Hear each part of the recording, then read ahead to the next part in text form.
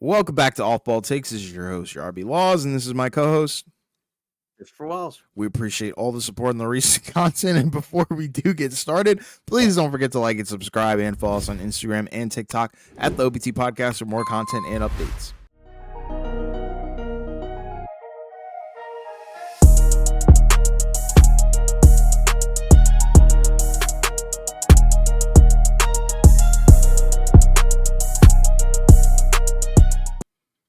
Yes, so the Emirates NBA Cup has been underway, right? Obviously, that's the new name for the NBA in-season tournament. And, there's a lot to break down here, right? Obviously, last year was the inaugural version of it, and, the Lakers ended up winning. We did have, and I think overall, most people would say that the in-season tournament was a success, right? Because of the fact that you had a lot of competitive games at a point in the season where most of the time nobody really cares about the regular season outside of, the most hardcore NBA fans, like, the people who watch this podcast and, us as well. But either way, it's a different ball game this time around, right? And part of it is just because unlike last season, you have a ton of injuries to begin the season. Obviously, we talked about it in the last episode, right? All the unfortunate amount of injuries that have been piling up, and I think there have been a few more that have happened since the last time we recorded. But either way, you're going into this one, and obviously we already had some games, so we can kind of get into those, I guess, first, and just kind of talk about how those games ended up going. And again, I would say night one of the NBA Cup, I think was pretty good. I mean, we had some pretty marquee games, and if you want to kind of talk about the first stretch, I suppose you had Heat Pistons, right? That was the first one, right? Obviously, Jimmy Butler ended up not playing; he's been out for the last few games. But the star of the show here ended up being Erik Spoelstra because of the fact that it was a tie game, basically right at the end, and then Spoelstra unfortunately had a senior moment and basically called a timeout when the Heat did not have a timeout available. So they got a technical foul, and then the Pistons made the free throw. Then they also got the ball back, and then they ended up winning the game by 2 points, right? So, the Heat, unfortunately now, have fallen, below 500, right? You look at their, you look at their spot in the standings, and yeah, I mean, they're 4-6, which, I mean, to be fair, most of the Eastern Conference, funny enough, as we had already talked about, is filled with teams with mediocre records or worse, right? So they're ninth, but they're only a few games back from 3. So in theory, they could kind of get back into it. It just hurts to have Butler out. I mean, their record without him, generally speaking, hasn't been bad. It's just for whatever reason. I mean, like Hero's been playing great, and you've gotten some decent performances out of some other guys, but for whatever reason, like Jimmy and Bam have kind of gotten off to mediocre starts this season. And that just, that doesn't help, right? Just because of the fact that you're talking about, your two best players, and you need those guys to play at a high level, ideally, in order for this to work. And it's just kind of rough because, Tyler Hero, generally speaking, has been a guy that's kind of gotten a lot of flack for his up and down play, especially in the postseason. But this time around, can't really blame him. I mean, you look you look at his numbers, and on the season, he's averaging 25, 5 and 5, 50 from the field, 48 from 3. So, I mean, you can't really blame him. But then you kind of look at Bam and Jimmy, and especially because, with Bam, he was in the Olympics, and he was the kind of the guy that you would have expected to take a leap. 15, 9, and 4 doesn't sound bad, on its face, but way down from 19 and 10 last year. And also, importantly, the efficiency, 41 from the field and 22 from 3. So, maybe just kind of a slump, but it does hurt, again, that the two best guys for your team haven't been that great. Butler hasn't even really been available. And obviously, not a great start for them for the in-season tournament. Yeah, I mean, I think I know a couple of Heat fans that owe Tyler Hero an apology, and I owe him an apology as well because I wasn't too high on him going into the season, but I've thoroughly enjoyed watching him and what he's been able to produce. He's shown that he can be very efficient. Obviously, we know the defense will probably never be there, but in terms of his offense, he's definitely been on the more efficient side, which is something that I feel like was holding him back at times before. So yeah, shout out to him for having a 40 bomb in this game. But yeah, like you said, the in-season tournament does bring about some sort of excitement among NBA fans because, it brings that playoff environment. And that's kind of what you saw here because who would have thought that we would have really been seeing, the Detroit Pistons and Miami Heat duke it out in a very competitive game coming down to, like you said, a coaching blunder. And we have Tyler Hero dropping 40 points. So, yeah, I think it does bring out a certain level of intensity out of, certain teams that maybe, you don't think are super high caliber. Yeah, and also just to point out, Tim Hardaway Jr. had a nasty, fall in the game, and they had to be, wheelchaired off the court. Seemed like a bad, series of hits, blows to the head. Yeah. Seems like he's okay. Obviously, he hasn't played yet because, I'm sure he's probably got to recover. But the good news is for him is that it doesn't appear to be as serious or as horrible as it looked, initially. So that's good for him. Yeah. Yeah, and speaking of which, the other team that actually won, the Detroit Pistons, have actually looked like a serious basketball team so far this season. They're 5-8, could have been 6-7, right? Had it not been for Ron Holland missing the free throws against the Bucks, right, in the game where Giannis had 59. But for the Detroit Pistons, it's kind of been a fun experience watching them by and large because last season they were bad, but it was just so bad that it just wasn't fun. It wasn't watchable. A lot of disappointing guys on the team. But you look at so far this season, and a lot of the pieces, have been playing better, right? Like Cade Cunningham against the Heat didn't shoot that well, but by and large, he's had like a pretty high quality season, right? He's averaging 24, 7, and 8.5. I mean, he's gotten a few triple doubles in these games. He's kind of been one of the driving factors for the team winning. The 3-point shot looking better. It's at 36% on 6 a game, 46 from the field. So just the turnovers are ridiculously high. He's averaging 5 a game, so that's a problem. But, a lot of the players that they've acquired so far, have kind of fit in well. I mean, like Hardaway was playing relatively well before he got hurt. Tobias Harris, you look at his numbers, right? He's not really shot the ball well, so he's not necessarily gotten off to a great start. Ivy's been playing well. A lot of guys off the bench have played well. So, you're just kind of waiting for Ausar Thompson to come back, right? Because he's got the blood clots issue that he's been cleared from, so he'll be on his way back. And then Jalen Duren still doesn't really look that great. So, that's kind of a problem. But it's nice to see Cade playing pretty well, Jaden Ivey playing very well. And then, we'll see what Ausar Thompson looks like in year 2. I'm sure he'll have to get his legs back under him since he's, had, the blood clots going on. But, shout out to Detroit for so far looking, they're no longer a team that you can just walk in and beat. You have to actually give it your best shot, which is good for them. Yeah, I should name this episode the episode of apologies because I'm dishing them out. Like I thought Detroit was going to be a lot better than last year, but I didn't know I wasn't a guy who was like sold on Cade Cunningham completely on being the franchise guy. But throughout the season, I've been very impressed. And I remember you asked me a question, before the season started, would I rather have a duo of Cade Cunningham or with Jaden Ivey or Cade Cunningham and Jalen Duren? And so far, it's definitely Jaden Ivey and Cade Cunningham because, like you said, Duren hasn't looked amazing on either end of the floor. Rebounding solid. He's always been a decent rebounder, but it's the other stuff and the little stuff that kind of concerns me a little bit. But yeah, like you said, Detroit looks like they have like a series of functionality. Like there's actually some structure going on here.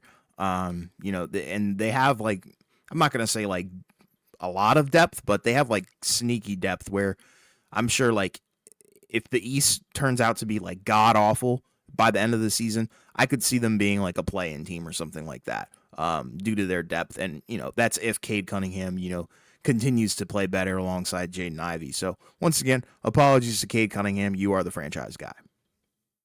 Yeah, and then moving on. A couple of the playing games we don't really need to address, right? Like we don't need to address like Raptors Bucks, other than the Bucks won, and they should in theory be fixing their record because they're going to have a pretty easy schedule the rest of the way for a while, so that should be able to help them out. And the Raptors, we just are not very good. Spoiler alert. Yep.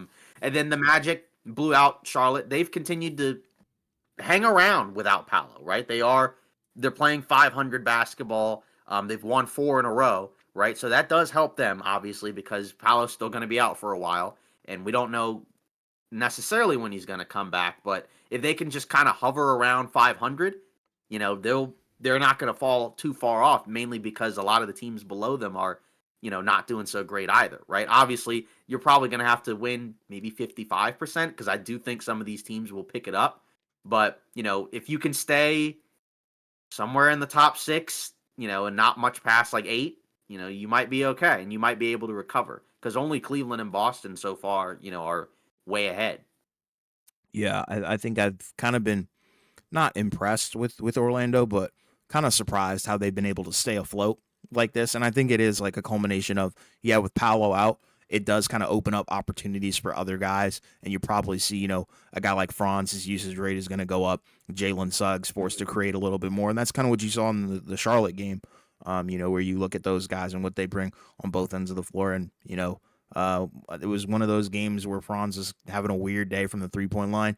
It has been better than last year through the small sample size, through 12 games or whatever they played. But still not, I think, elite enough to make me confident that, it's back completely. KCP, Yeah. he hasn't looked the part at all, in my opinion, down there in Orlando. So that might be, some cause for concern. But, for them to be able to pull out wins with that starting lineup where you're basically subbing out Paolo for Tristan da Silva, I can't be mad at a 6-6 record. Right. Yeah, exactly. And then Suns Jazz, obviously, not much to say there, right? The Suns just kind of went in and beat the Jazz. I mean, the Jazz are not very good. And, the Suns didn't have Durant, but even without Durant, they're still better than Utah. We know Utah is a mess. Yeah. So not really much to address there, but obviously, Right. it's good that the Suns got that win. Now we get into a few more games that I think are a little bit more interesting. Knicks Sixers, not quite as much, although to be fair, big story was Embiid with his first game back, right? Obviously, he had been out since last season with the meniscus injury. And you can kind of see why he had been out for so long, right? Like he, clearly looked, like somebody who hadn't played in a while and needs to kind of work his way back, right? 13 points, 5 assists, 3 rebounds, 2 of 11 from the field. You can kind of see that, like, with him out there, it looks better, like in terms of the surrounding pieces. It's just obviously, which is kind of what we expect, he's going to have to get back into playing form. And they got something in Jared McCain, right? Because he's been playing pretty well with Tyrese Maxey out. Like every game you look up and he's got 20 something points in a variety of ways. So, looks like a solid pick there. It didn't seem like they really needed a guard, to be fair, but, either way, he looks good. You're just kind of waiting for the team to get fully healthy, before they ultimately take off, right? Because we knew once Embiid was going to be out that it was going to be rough because they haven't really been able to win consistently without Joel Embiid, right? And that's their best player. That's who the team's built around. It's just unfortunate because they fall into 2-9, and at a certain point, it's really hard to make that ground back up. Again, it is the East, so they're not quite as far back as you would normally be if you started off 2-9, but you don't want to start off 2-9 because the amount of heavy lifting that you have to be able to do in order to come back is significant. And by the time you do that, you may not have much left, right? Because that's what the Bucks are doing right now, right? Like they've won 2 in a row for the first time. And obviously, again, they'll be going through a pretty favorable stretch, but it's just not ideal to have the starts to the season that these two teams have had. It's just not what you want to see. But, for the Sixers, it's pretty much entirely due to injury. I mean, like, what else would it? I mean, what else is it? I mean, that's pretty much what it's been. Embiid hadn't played in a game until that day, and then Maxey and Paul George, have been out for most of the season. So Yeah, and the thing that was really frustrating for me was, and it had nothing to do with this game, but Embiid and Paul George didn't play in the next one. So what that might spell doom for me, for that season, because like I think they already hinted that they're probably not going to play them in back-to-back games, which is questionable in itself. But these guys need to get healthy because I want to see what the team looks like. Like we've seen, I guess, like flashes from some of these guys individually. Like Paul George, I thought had a very solid game offensively. But then you look around and you see Embiid's numbers, like you said, very rusty. Just not adjusted to game speed probably yet fully. And it doesn't help that the supporting cast was kind of dog water in this game. But and that's another concern as well. Like a lot of these guys, I know like their usage has to go up because certain guys are out, but come playoff time, you need them to show up. yeah, they'll be better. It's just, again, how long do we have to wait before they start, going on a run? Because, Right. ideally, again, like there's a certain point where you're gonna have to do a lot in order, like I said, in order to catch up. But Yep. the good news is, like I said, for them, most of the teams in the East don't have a great record, so they're not quite as cooked as you would normally be. Like if they started off like this in the West, it'd already be over. The season would already be done. Like Sure. you wouldn't be coming back at that Sure. point. Sure. Sure. Then you go around to these next couple of games, and you had Mavs Warriors, Wolves Blazers. We'll get into Mavs Warriors, I think, first, because that one is, I think the significantly more interesting game, right? Obviously, this was a big one, right? Clay's return, right, to San Francisco. Obviously, initially they played in Oakland, so it's not like he spent quite as much time there as he did before, but still, been a Warrior his whole career. This is his first year not being a Golden State Warrior. And, to his credit, he didn't disappoint, actually. He honestly had a pretty solid game. He started off, kind of slow, right? Because you could kind of tell, obviously, like, it's an emotional thing. I think Golden State, PR people did a really good job in terms of, like, preparing the video that they had for him. And then also they got everybody in the arena captain's hats. I thought that was really well done just because, obviously if you didn't know, right, he's a big boating guy. Yep. So, that's kind of one of his signature things. So I thought that was really well done. And it was a back and forth game, right? Like you could tell these guys, were really competitive. Both teams, clearly wanted to win the game. And it looked like for a moment that Clay was getting ready to kind of snatch the souls of the Warriors, which he hadn't necessarily done recently because he was kind of up and down for them last season. But then Steph and Draymond closed the game out, took the game over, and now they're sitting pretty good in terms of their record. I mean, this has been one of definitely one of the more surprising teams of the season, just because I think most people, ourselves included, looked at the roster. I think I thought they had a good offseason.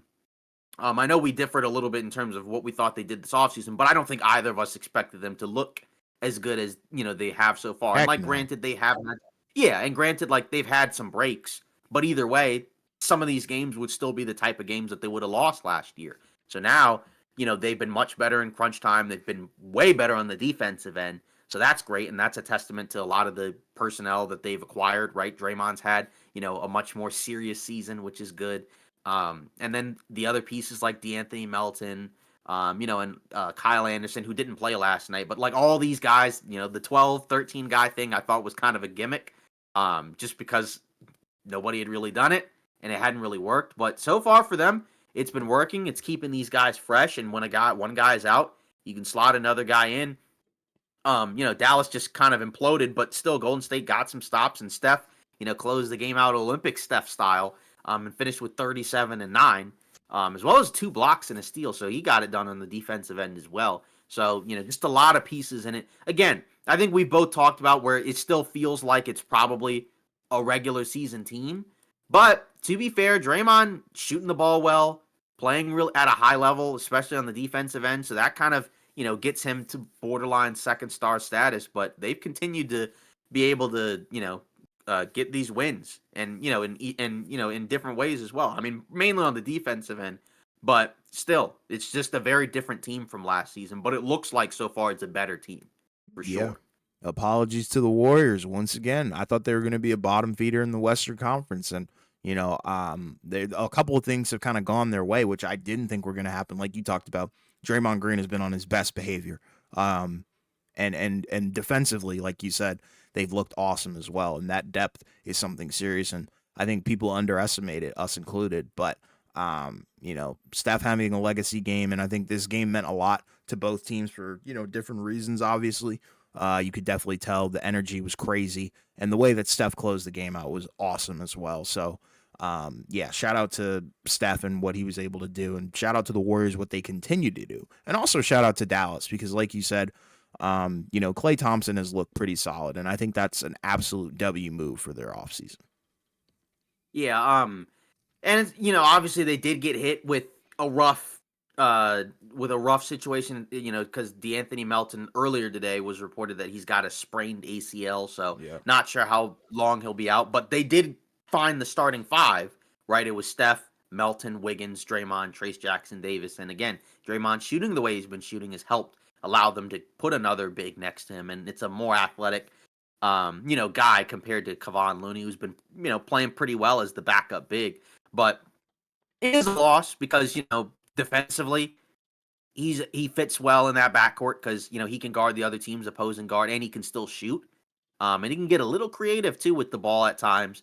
So he will be missed, but luckily they have, 5,000 other guards. So I'm sure they'll probably find some other guy that they can probably stick in there for a little bit. But it is, it is a loss. But that is kind of the tough part of, him as a player, is that he tends to be banged up a lot, right? Like he was on Philly last year and he played well, but he barely played the latter part of the season because he had a bad back.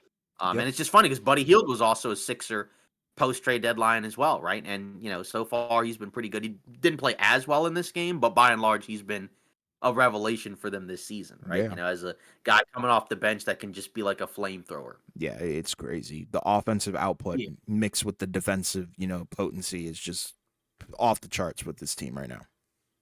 Yeah. And on the other end, it's bizarre because you look at the Mavs and now they've lost 3 in a row.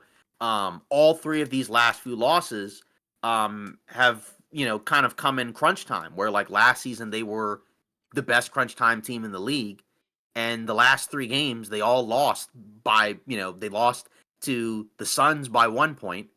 They lost to the Nuggets by 2 points. And they lost to Golden State by 3 points, right? And all of these games were all winnable games. But they just couldn't close it at the end, right? Like, Luka to start the season, has shot the ball pretty poorly. He shot the ball well from the field in this game. He shot 48% and had 31 points, but he was 2 of 10 from 3.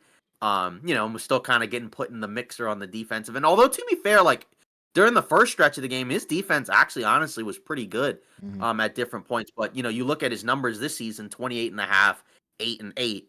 And my MVP pick isn't looking quite good so far, right? He's shooting 42 from the field and 32 from 3. So he's going to have to pick that up if they want to win more games, because that's their best player. And, when your best player doesn't play as well, kind of bleeds down towards everything else. To be fair, Kyrie Irving has played very well, 25 a game, 5 assists, 4.5 rebounds, 1.5 steals, 54 from the field and 54 from 3, which is ridiculous. So he hasn't really been too much of an issue at all. And they have had some injuries to some other guys, but it is kind of disappointing that they've kind of gotten off to a mid start, right? And like it is a different team compared to last year. There's some new faces, as you mentioned. Klay Thompson is a big new face. Najee Marshall, who's been starting ahead of PJ because PJ Washington's been out. That's a new face. Looks like he's kind of scared to shoot, so that's kind of interesting. But and then because of the injuries Lively just came back in this game, but he had been out. Washington had been out, so they've been really small. Like they have some of these lineups where they have like 3-4 guards out there. Grimes looks like a solid 3-and-D piece, but it's a matter of, I think some of these guys are going to have to come back and get healthy, and then they're going to have to figure out which guys are going to be playing, because it does feel like they're kind of trying to figure, like Spencer Dinwiddie's getting minutes. He hasn't really been doing much of anything. I know Exum's been out, so I'm sure that's probably part of it, and he won't be back, I don't think, for a while. So they're trying to figure some stuff out, but it is rough because those were all winnable games. You win not even all 3, but like 2 of those 3 games, right? Then you're kind of looking at things a little bit differently because, instead of being 5 and 6, you'd be like, what, 7 and 4, right? And then you're right with everyone else in the Western Conference. But instead, you're towards the back end and you kind of have to start picking it up because, again, like, the Western Conference is a lot different from the East. Yeah, and I think, it starts at the top with this team, and the top is Luka. Like you said, if he's not playing, to the best of his ability, then I think, this team can only go but so far. Because, look at the surrounding pieces. I know you mentioned some of them have been kind of underwhelming, but Klay Thompson, I think, has been very thorough. Like, in terms of what his role has been. Kyrie as well has been awesome. I think, he's been like sneaky underrated. I don't even really hear people talking about how efficient he's been as well. But there are some other pieces where it's like, okay, they kind of took a step back from the playoff run and definitely the second half of the regular season last year. So like you said, I think, they need to kind of reconvene and figure it out. And I think they're probably like a post All-Star break kind of team anyway. So I could probably see them rallying by that point. Because I think we all know that Luka kind of tends to start the season a little bit slower anyways. And as the season ramps up, I'm sure his numbers will look better and his MVP case will kind of, get back in there. Yeah, we'll just have to see. Because Yeah. again, this was a team that I think most people recognize as being a really good team. It's just it's gotten off to kind of a mixed start so far. And Mhm. then this last game was the Wolves and the Blazers, and yeah, my goodness, Portland winning back to back games over Minnesota in pretty decisive fashion, right? Like, I mean, they won the first matchup by 14 or so. Then they won the other one by a little bit less. Like, it was a much lower scoring game. But the first one, I mean, it was just like Portland just hit every three under the sun. I mean, for a decent chunk of the game, they were shooting like 70% from three. And Minnesota just, I mean, couldn't do anything. I mean, like some of it wasn't even like bad defense. Some of it was just like guys just turning up from three, and it was just, that's kind of a frustrating way to lose when it feels like you're not doing a ton of things wrong, but the other team is doing like everything right, and it's kind of tough to have those type of games. And Edwards even post game the second time they lost to to Portland kind of mentioned like, you know, we haven't played with the same chip on our shoulder that we had last year. Some kind of along the lines of that, and which is kind of surprising because you would kind of think that they would be considering they didn't make it to the finals and they lost in pretty decisive fashion in the postseason last year, right? And it's just when you look at them, the offense, I think, by and large, has been fine, I guess. Like, I think it's been, when you look, it's been so far better than last season. I mean, you look at Edwards and, he shot poorly from three in the last game that they had where he was like 0 for 9. But, by and large, we talked about it. Like, he was taking a lot of threes, but he's shooting over 40%. Over 40% on 11 attempts a game. That's pretty good. So, I mean, you'll take those numbers, because I mean, yeah, like maybe you would prefer if he didn't take as many jumpers, but if he's making them at a high percentage, what's not to like about that? But the defense started off really bad. It's gotten better. It's just the problem is last season they were the number one defensive team, right? As of their last game, they're currently eighth, right? So they're 12th on offense, which is better than the year before, because they were 16th offensively last season, right? So they've gone up to 12th in offense, but they've dropped down to eighth.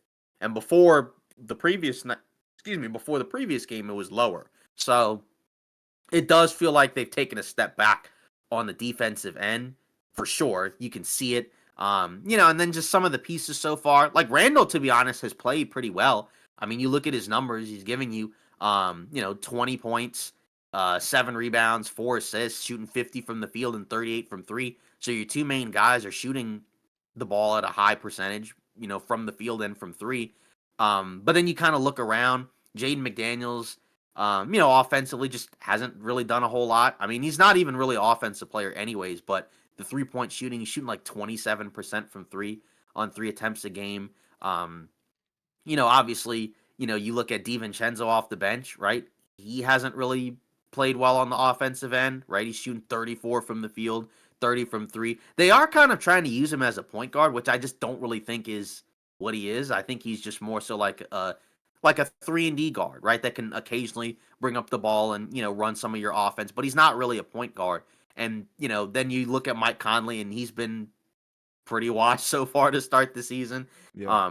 And obviously, like there's not really been any room in the guard rotation for Dillingham, so there's not really a whole lot to say with his play. But so far, it just feels like they're missing a piece, and I think like neither you nor I expected them to make the leap to get to the NBA Finals, but I think 500 through the first month of the season is a little bit underwhelming, especially considering like when you look at their schedule, like it's been a mix. So like some of the good teams they've played and they've played well against, right? Like they did beat the Nuggets, albeit that one was kind of a coin flip right at the end where they kind of had to turn it on right at the end, so they could have easily lost that one. But I don't know. I just it like even when we did the live stream a while back, after they beat the Nuggets, it was kind of hard for me to like get a beat on this team because it just feels like it doesn't seem like they're as good as they were last season. And I don't really want to say they're bad because I don't think they're bad because I just, because they've played well against some of these teams.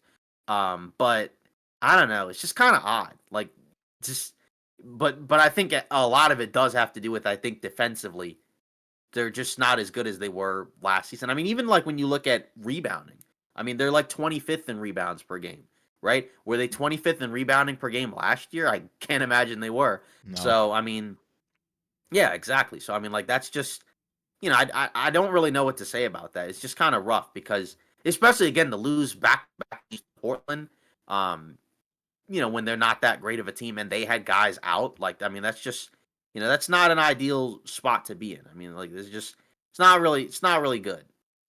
Yeah, they've been super underwhelming for me, and like you said, I think it really goes back to the new additions outside of Julius Randle looking god awful. Dante DiVincenzo, like you said, not really doing too hot, just kind of inefficient all over the place. So that six man of the year pick is not looking good for me so far.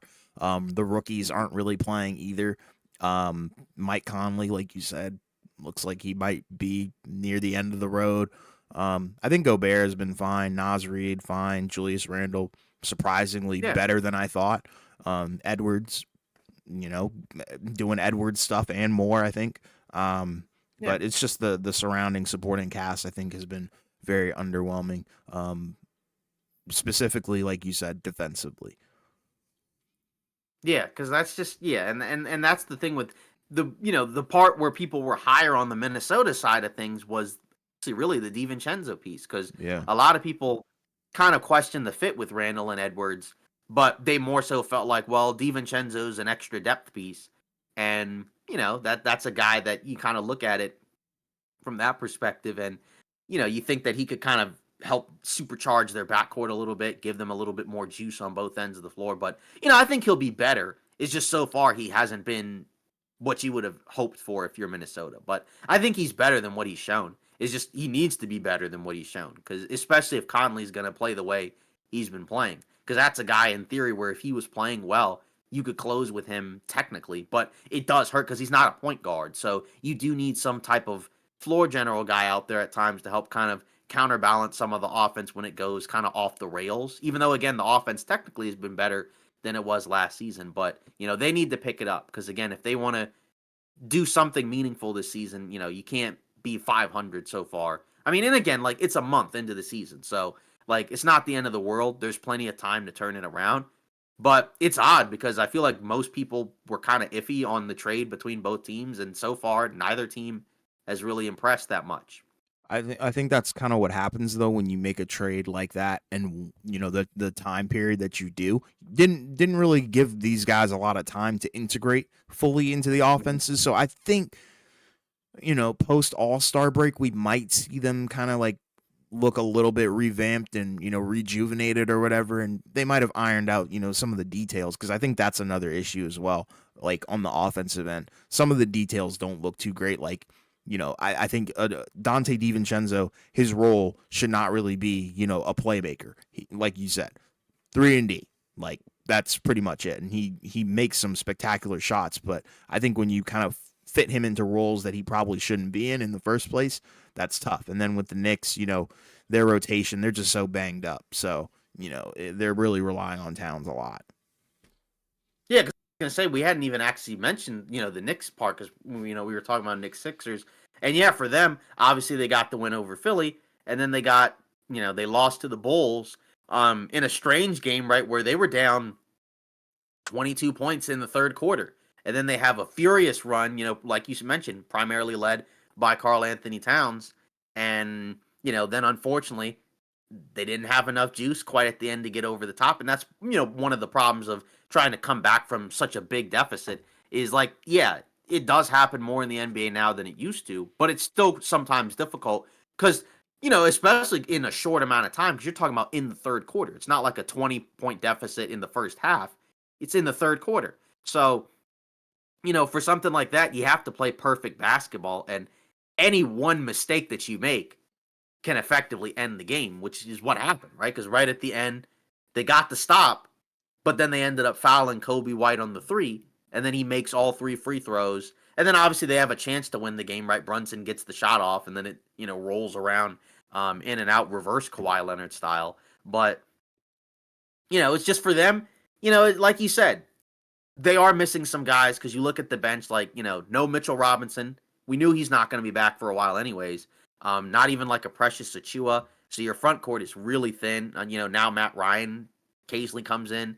Cameron Payne is your, and Miles McBride is basically your backcourt spark plug duo, which is interesting. To be fair, he's played well, but either way, that's the rough part. And the funny part is that, Towns has pretty much done his part. Like, obviously, he's not a perfect player by any means, right? We've talked about, on the defensive end, but, he's pretty much lived up to his production, right? I mean, he's giving you 26 and a half a game, 12 rebounds, 3 assists, 54 from the field, 51 from three. So he's gotten off to a great start. But, when you kind of look at the groupings, the guy that I feel like kind of has been a disappointment so far has been Mikal Bridges. I think that's the guy that, like, so far it's kind of been an L. And like you look at his numbers, just under 16 a game, 4 rebounds, 3.5 assists. So on the surface, they don't look that bad. And he's shooting 48 from the field, but then it's like 30% from three.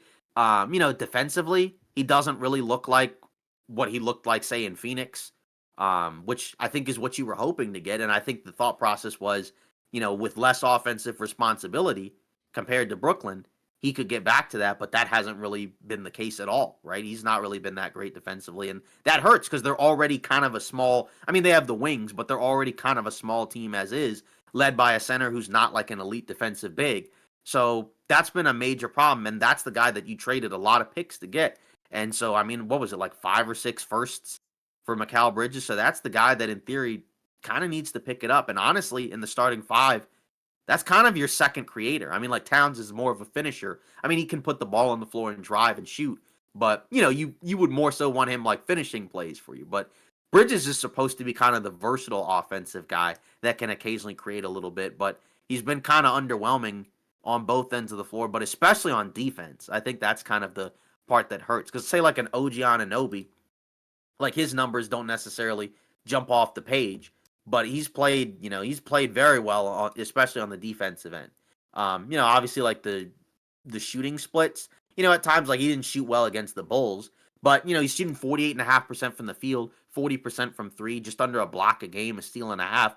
So I think he's lived up to his part. He's getting paid a lot of money.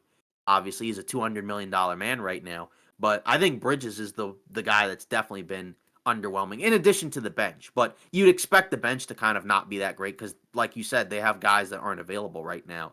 But I think you thought that Bridges would be better. And I think in order for them to kind of get to a higher level, he's going to have to be better. Because, I mean, how much better can Towns really be? I mean, like, he's already played pretty well, I think, so far. You can't really blame him, for how the season's gone. Like you said, it is a different adjustment, and it does feel like a different team. It doesn't feel quite as tough as last year's team, and it's also just not as deep, right? Offensively, it looks pretty good, but defensively, it's been a major problem. And, maybe it'll get better when Robinson and Achua come back, but, you can't really bank on Robinson coming back. So you probably, either way, will still need some type of, trade to bolster up the team. And then you'll just need Bridges to be better. Like, I mean, I can't stress the fact that that's the guy that you point to that has been underwhelming, I think. And if he plays better, then I think they'll look better by default.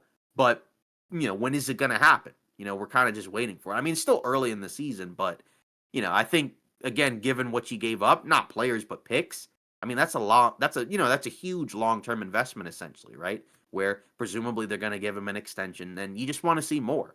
I think that's, a reasonable ask because I don't know how much more you can get out of Towns. Like, yeah, Brunson could be better, but defense has really been the problem more so than offense. Like they can't guard consistently. I mean, this was a 20-point game from the Chicago Bulls, who, yeah, to be fair, funny enough, don't look as bad as I think most people expected them to be. But if you're the Knicks, you should beat this team.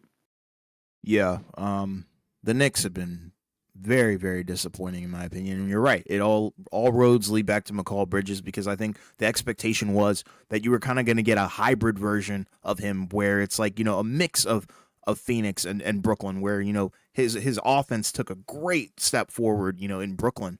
Whereas his defense was amazing in Phoenix, but so far it's been really, really bad. Like through the 11 games that he's played, 30% from the 3-point line. He's a career 37%er.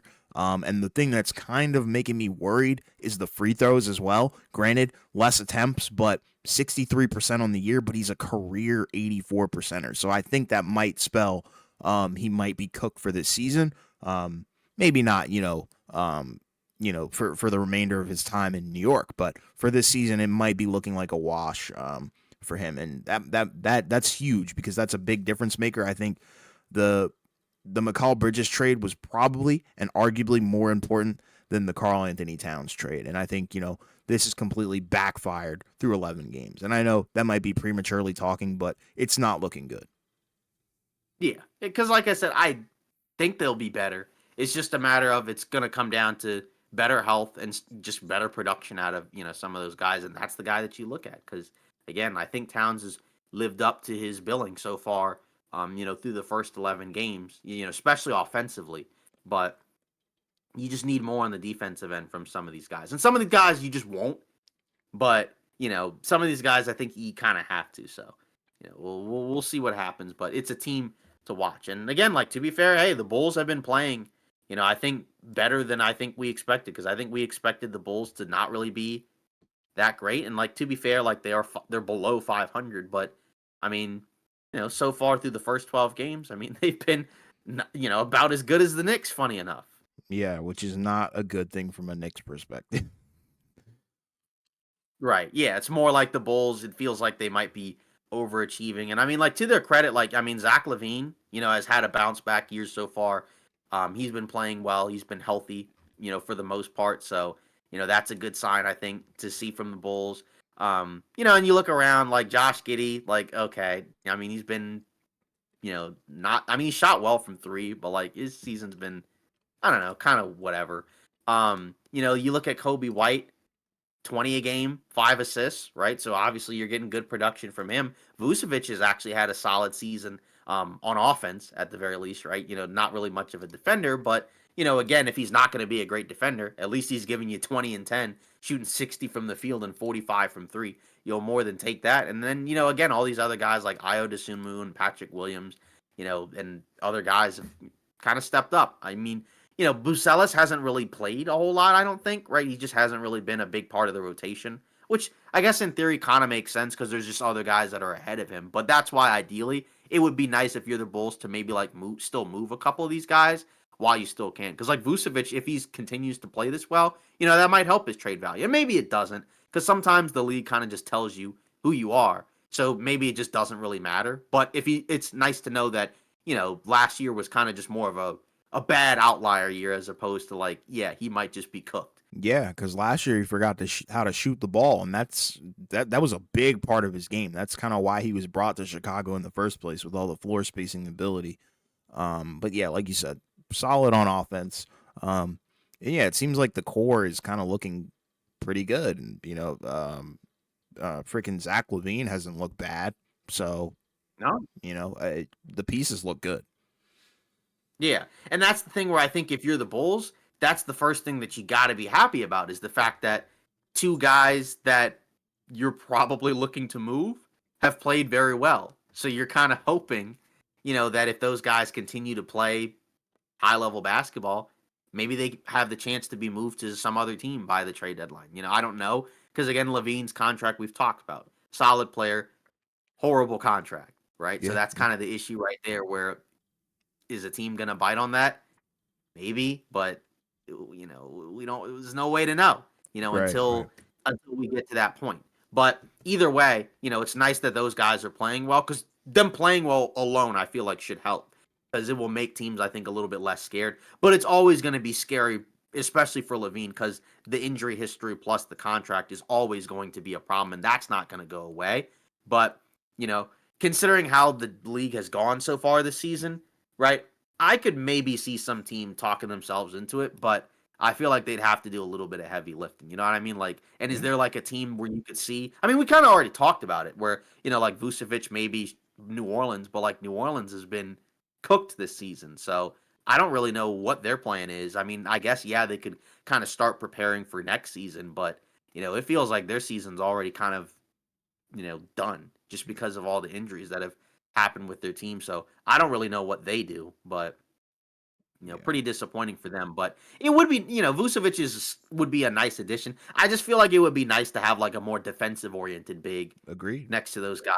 And like Yves Missi, good shot blocker and athletic. He can't really shoot, so obviously that's rough. But either way, um, if they end up actually moving on from Ingram, and I don't know if they will, and they kind of just roll with these other guys next to Zion, that'd be interesting. But now we're kind of at the point where it might be time to give up on like the Zion experience. Not that you trade him or anything, but I think more so like the idea of maybe him being like a generational guy that might just be gone now and out the window because you just can't rely on him at this point, right? Yeah, And the like I health. can't It's even, the health. yeah, like I can't even point to a moment where he got hurt this season, but then boom, he's out indefinitely. Yeah, it makes no sense. It might be one of the biggest and saddest busts of all time because of the potential. Like this guy, Yeah, what he was potentially able to do on both ends of the floor, down the line in his career. Every year we were kind of expecting more and more growth. We were expecting maybe an outside shot. And I think he took certain strides, but it was only flashes. We didn't get to see it.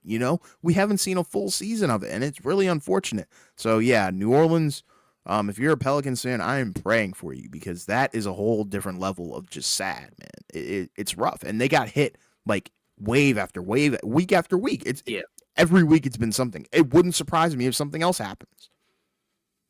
it's pretty brutal because, like you said, I mean, where do you go from here? Because I mean, like, yeah, you could trade Ingram and build around Zion, but like, you can't rely on him at this point. So Yeah, it's like, I think I his mean, value is cooked. yeah, so it's unfortunate, but we'll see how that continues to go. So obviously, we still have some other NBA Cup games going on. I guess we can kind of mention like, our picks to probably win it. And again, of course, I'm sure they'll end up being wrong as they usually do for the cup, in season tournament stuff cuz you just never know. I mean, like it's kind of like the plan where it's like these are all, one, single game matchups. So anything can happen in the course of a game where you pick a team to win and then a team just gets crazy hot from three. And then and like, to be fair, you don't have to win every single game to win. You just have to have like a good spread, right? Where, like it's the point differential or whatever. So that's kind of important. But either way, it's still so hard to kind of figure out who ends up winning these things. Like the Lakers won it last year, and I don't even think Lakers fans expected them to win the in-season tournament last year. I know I actually didn't, honestly, as a Laker fan myself. So I mean, I'm gonna go with Golden State because they've been playing well, and aside from Melton, they're so far pretty healthy to begin the season. But I could easily see this like just completely blowing up. But I do feel like they do have the defense, and in a single game environment, you have Steph, and a boatload of other guys that could on any given night just kind of show up. So I feel like they're a pretty good pick to win the in season tournament. So that would be mine so far. Yeah, I'm picking Cleveland. They're riding very, very high. The vibes are insane in Cleveland. Darius Garland returning to All-Star, form. Evan Mobley looking amazing. Donovan Mitchell looking amazing. Jared Allen. All the starters look great. Then you have some awesome complementary pieces. It kind of goes back to what we've been talking about Cleveland for the past couple of weeks. And they're on a tear. They're 13-0. I know it's going to be, tough for them to potentially, claim it all but I think they can do it because they're hungry. Clearly, I think they're. I last year I know that they were dealing with a lot of health issues, and I think that might have been a reason why. I discounted them and kind of cast them aside as just some regular season team. I think they could potentially do something deep in the playoffs, but I want to see. I think there's a lot that can potentially happen, I think. And the NBA Cup could be kind of like a gateway for them. Look at what happened with, Indiana. Although they didn't win it, it kind of gave them a spark and a little bit of experience. Yeah, and like the thing about, Cleveland is where it could get kind of, where it may be a little bit difficult for them is only because like they haven't stopped winning. And at a certain point, you kind of feel like it's going to have to end at some point. But, in order for them to win the cup, they would probably have to win, the majority of these games. I mean, obviously, again, it's primarily about point differential. But, either way, like you said, they do have a shot and they've been playing great this regular season.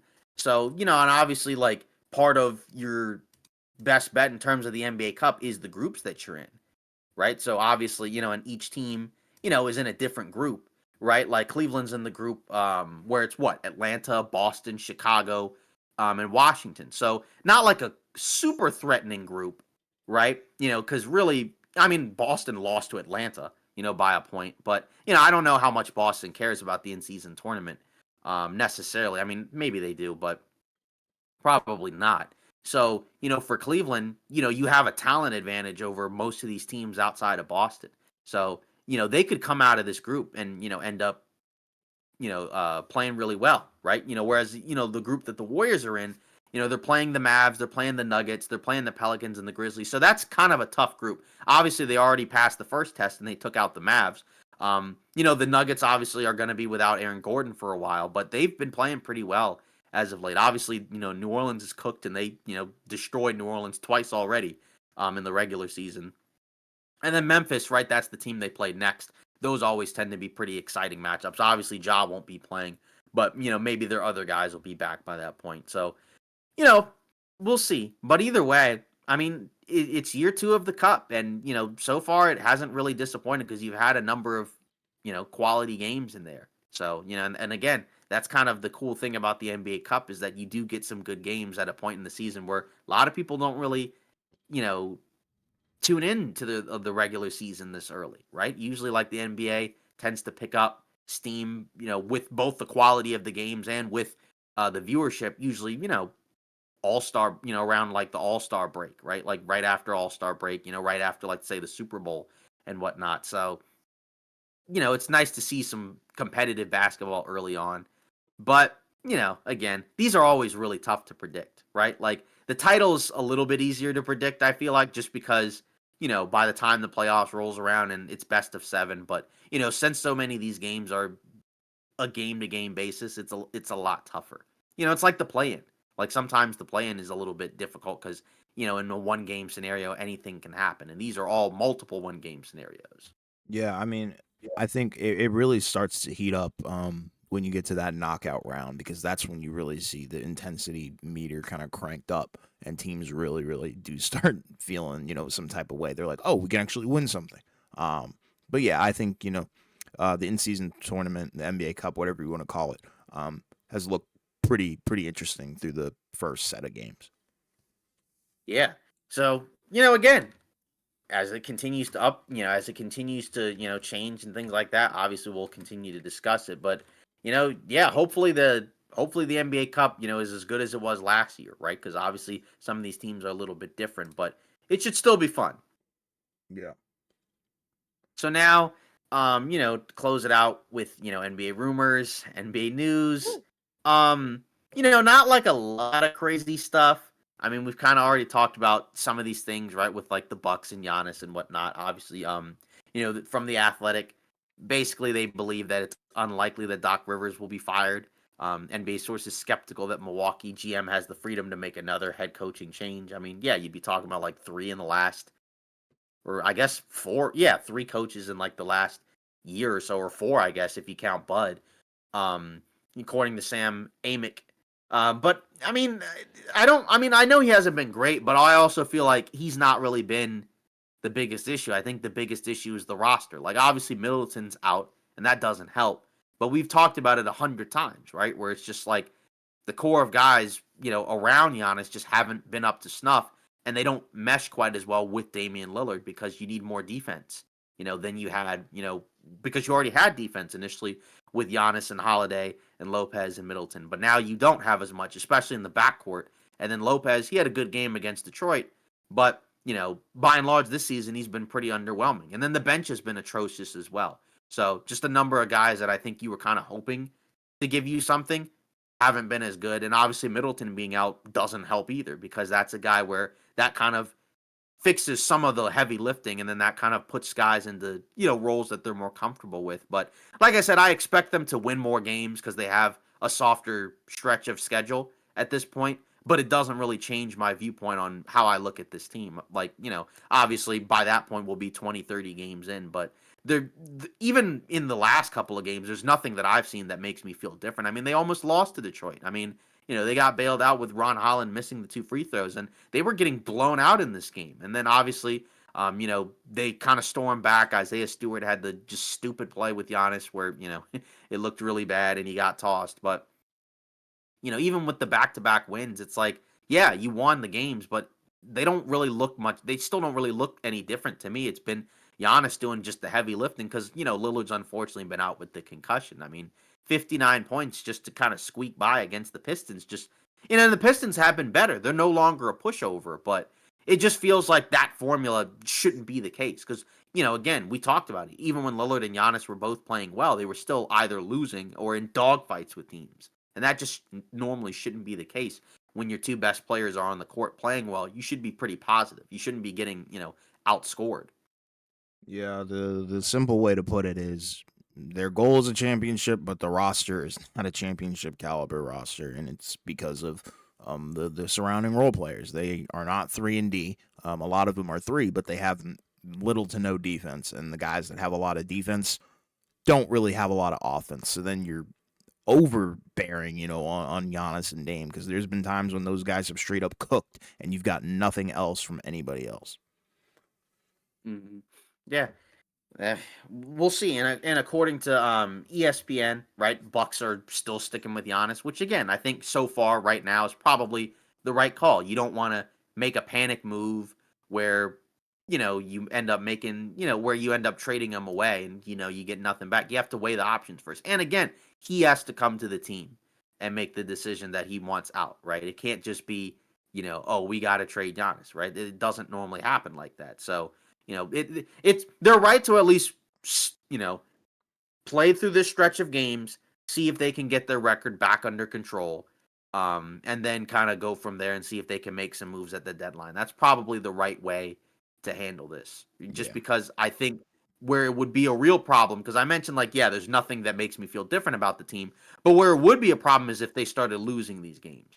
Because if you lost these games, then there's no coming back, right? Like you could, it would be completely done by that point. But the good news, again, as I said, for them is the East overall has been underwhelming anyways. So if they could win, several of these next games and kind of string together a bunch of these, they could get back in it and not be completely far out, because, again, the only teams that are several games above 500 are Boston and Cleveland. That's it. Everyone else is either at 500 or base or below. So if they can kind of string together these things, they can get back into it. But like you said, there's nothing about it that makes me feel like a championship is coming. It doesn't look like it to me, at least as of now. Maybe it changes, but I don't think so.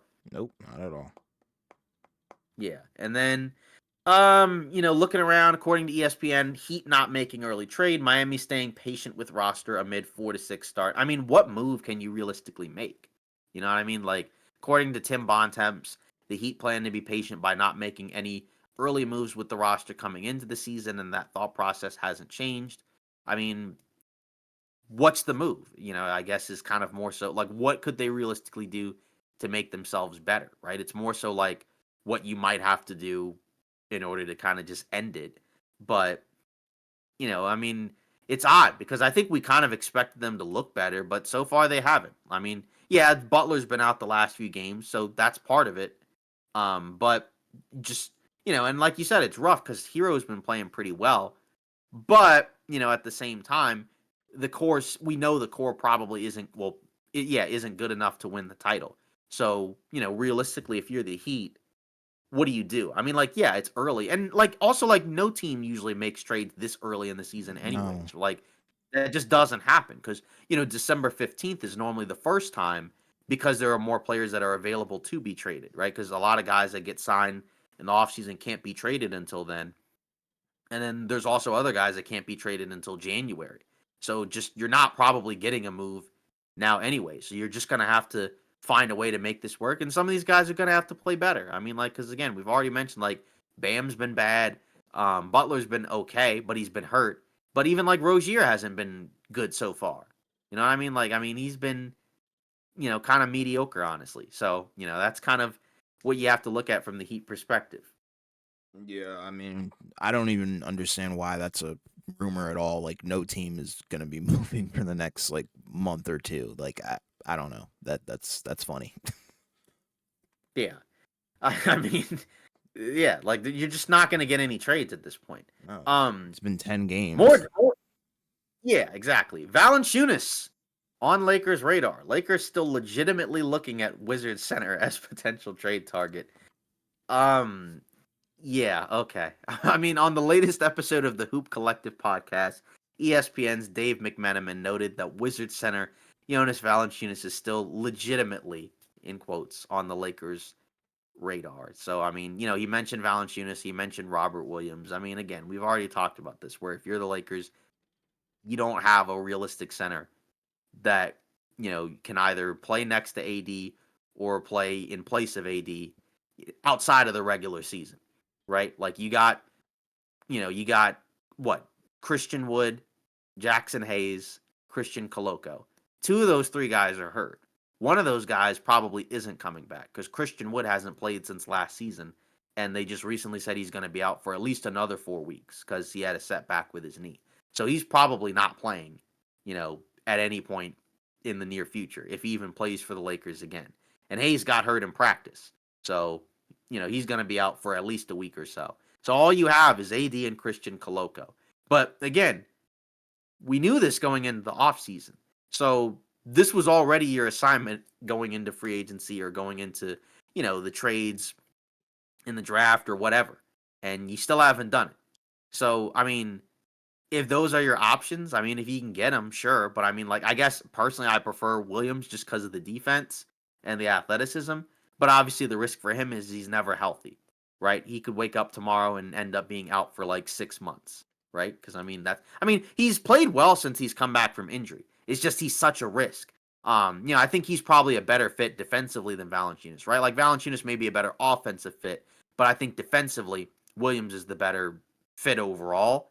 I mean, well, I just think I would rather have him than Valanciunas anyways. But, I mean, I don't even really expect them to get either of them. Because, I mean, again, like, you're going to have to probably give up a pick. And if you don't give up a pick, who are you getting rid of on the roster that you want to get rid of? I mean, there are guys on the roster that I think because they've been underwhelming, they're probably more willing to move on from them than they may have been before. Like, I think like a Max Christie, I mean, he's not even playing anymore. So, I mean, that already lets you know how that's going. So, maybe, they might be more open to like moving him. And then you have like Vincent and D'Lo, Rui, who knows? I mean, like, but either way, we already know they need a center. So it's like, it's nice that they recognize this, but they've not done anything to address it. So at this point, like, you're just kind of waiting because you know what they need. Like, they do need, worst case scenario, some defensive help either on the perimeter or the wing, and then some interior help. Like, we know they need both of those things, and they haven't addressed it so far. They thought that they might get it from some of the guys on the roster, but, they haven't. Like, Vincent, I guess, has been good on defense, but, I mean, he's basically been a cardio player on offense. And then Max Christie hasn't been good at all on either end. And then D'Lo, just has kind of been in his head at this point. I mean, he's not even starting anymore, so. Yeah, I mean, I don't know what the Lakers do. I mean, I guess in theory, yeah, I go after Valanciunas, but what are you going to give the Wizards? I think the Wizards are going to be looking for probably draft capital or expiring contracts. So, do you have that available? Last time I checked, not probably enough to sway the Wizards to move a guy like Valanciunas, but I don't know. I I, mean, yeah, because he's like what, like 10-ish million or so. Yeah, so I mean, it's yeah. like, yeah, so contract wise, it's probably like a Gabe Vincent or like a Max Christie and JHS, but it's just like a lot of these guys don't really have value as players right now. They're just contracts because they either haven't played well or they're just not good. Like JHS is just not really that good. So I mean, like, there's nothing, there's no value that he has. I mean, like, maybe a team might want him just as like an expiring and like, oh, he's a young guy, so like we'll take him off your hands. But that's the problem, is that you're gonna have to find a way to get some talent because like they are 7-4, so they are winning these games, right? So that's helpful for them. But in order to get reach a higher ceiling, the defense is what has to improve because the offense so far has been good, but we know defensively they got a problem because realistically it's very difficult for them to sometimes guard teams for certain stretches because they don't have a lot of athletes and they just don't have a lot of size in different areas. So that's why like I'd prefer like a Robert Williams. But would it shock me if they don't do anything? Like, no, because I mean, when was the last time they did anything in terms of a deal. I mean, I guess that was, 2 seasons ago. Yeah. When they traded Westbrook. Outside of that, they haven't done anything. Yeah. It's rough. I don't know what to do as a Laker fan or Wizards fan. Rough. We're in two rough boats. Yeah. And then last but not least, Dwight eyeing deal with OKC. He was on all the smoke. He said the Thunder need a big. Does he come back into the NBA? Probably not. I don't think so. Like, I'm sure he could be a serviceable big. Hey, why don't you just go to the Lakers? I know you would like that. They don't have any roster spots. Waive somebody. Somebody over there is just wasting a spot, and I think you know who. I don't need to Yeah, say it's his just name. no, I know. It's just they can't realistically waive anybody because then it's like their contract doesn't come off the book. So like they'd have to trade somebody. So that's kind of the issue right there. Because otherwise they probably would have already done it. But that's kind of the issue. So Yeah. but I don't know. I feel like he probably ends up not playing again because it's just but again, like to be fair, like OKC needs somebody. They need some type of center depth because we know Chet's going to be out for quite a while, and we know that the other guys are going to take a minute to come back anyways, right? Like what's the update on Hartenstein? Is he any closer to coming back? I mean, he hasn't played at all. I think he got hurt in preseason, so he's probably still a couple of weeks back at the earliest. And then Yeah. I don't know what the Jalen Williams, center situation is really. I mean, Yeah. so is he on the way back at all? I don't even know what happened to him. I have no clue. I'm not in the loop on that one. Yeah. Well, that's it for today's episode of Off Ball Takes. Again, let us know your thoughts on the NBA Cup, who you think might have a shot to win. What are your thoughts on some of these teams so far? Which ones have been underwhelming and, which ones have been, pleasantly surprising? Because these will change, I'm sure, over the course of the next few weeks. But, either way, we appreciate people for, liking and subscribing. Continue to do that to help grow our channel. If you leave a comment, we'll read it at the beginning of the episode. We haven't done that in a couple episodes, so if anybody wants to leave a comment and, just give us your thoughts, we'd appreciate that. So don't forget to like and subscribe. We'll see you in the next episode.